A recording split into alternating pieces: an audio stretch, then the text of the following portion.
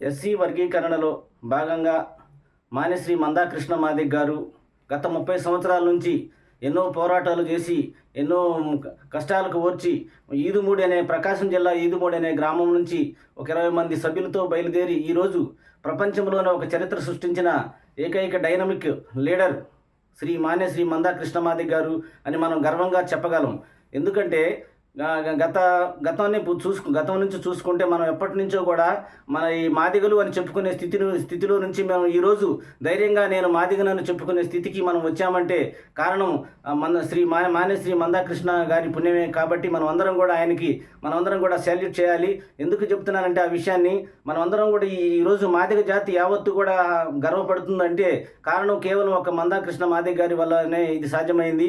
కాబట్టి మనమందరం కూడా ఎక్కడైతే మాదిగలు ఉన్నారో వారందరూ కూడా ఏకతాటిపై వచ్చి ఇప్పుడు ఎస్సీ వర్గీకరణ సుప్రీంకోర్టు ధర్మాసనం కూడా మరి ఎస్సీ వర్గీకరణ సబబే అని చెప్పింది. ధర్మిల ప్రతి రాష్ట్రానికి కూడా మరి నిర్ణయాలని రాష్ట్రానికే వదిలేశాయి. కాబట్టి మన ఆంధ్రప్రదేశ్లో కూడా నారా చంద్రబాబు నాయుడు గారు గతంలో ఉన్నప్పుడు ఎస్సీ వర్గీకరణ చేసిన ఏకైక ముఖ్యమంత్రి నారా చంద్రబాబు నాయుడు గారు. కాబట్టి మన ఎస్సీ వర్గీకరణకు సంబంధించి నారా చంద్రబాబు నాయుడు గారు కూడా ఎంతో ప్రతిష్టాత్మకంగా తీసుకొని మనకి అనుకూలంగా ఉన్నారు.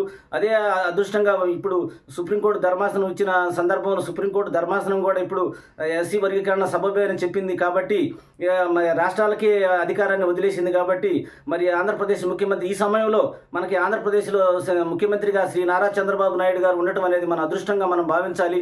ఎందుకంటే మొదటి నుంచి కూడా మాదిగల పక్షపాతి నారా చంద్రబాబు నాయుడు గారు.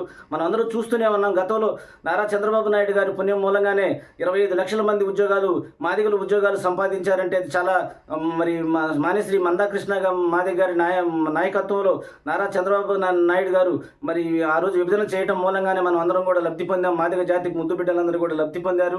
అదే క్రమంలో ఈరోజు మన ఆంధ్రప్రదేశ్లో కూడా మరి నారా చంద్రబాబు నాయుడు గారు ముఖ్యమంత్రిగా ఉండటం మూలంగానే ఎస్సీ కమిషన్ వేశారు.